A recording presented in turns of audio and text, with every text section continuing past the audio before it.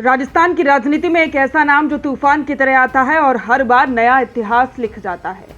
किरोड़ी लाल मीणा 45 साल की राजनीतिक सेवा और संघर्ष के बाद आज वे हमारे किसान भाइयों की नए उम्मीद के नाम राजस्थान के कृषि मंत्री हैं।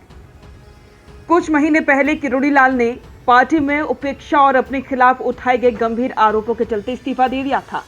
लेकिन क्या आप जानते हैं कि इसी शख्स ने अपने विवादों को पीछे छोड़कर किसानों के लिए एक नई शुरुआत की है। हाल ही में उनके द्वारा उठाए गए कई कदम इसके उदाहरण हैं।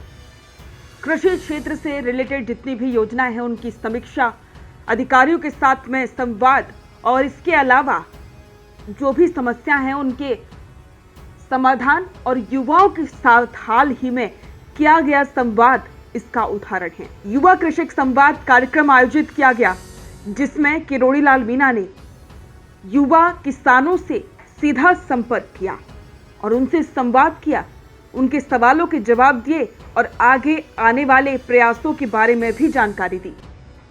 खास करके युवाओं को कृषि से कैसे जोड़ा जाए और इसके अलावा तकनीक से भी किस तरीके से कृषि की जाए, इस पर भी जोर दिया।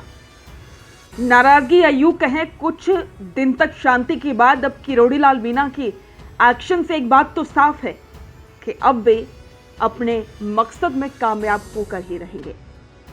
किसानों की समस्याओं को समझने और हल करने के लिए पूरी तरह से समर्पित।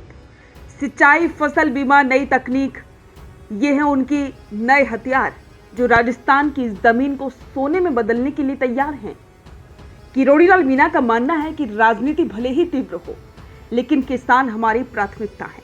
मैं उनके लिए हर मुश्किल आसान करूंगा। यही है किरोड़ी लाल मीणा की नई पहचान। राजनीति के शेर से किसानों के सच्चे दोस्त तक। राजस्थान के किसान अब देखते हैं अपनी नई उम्मीद को। अब सवाल ये कि क्या किरोड़ी लाल मीणा अपने इस नए सफर में किसानों के सपने को पूरा कर पाएंगे, क्योंकि पिछली कांग्रेस सरकार में जो किरोड़ी लाल मीणा सड़क पर संघर्ष करते थे, वे अब खेतों में किसानों के साथ संघर्ष करते हुए नजर आएंगे।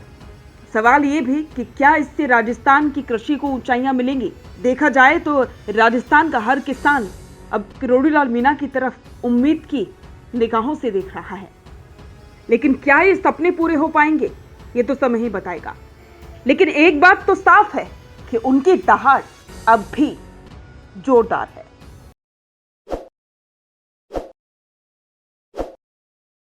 ताज़ा खबरों के लिए विजिट करें द फैक्ट इंडिया की वेबसाइट और डाउनलोड करें द फैक्ट इंडिया ऐप।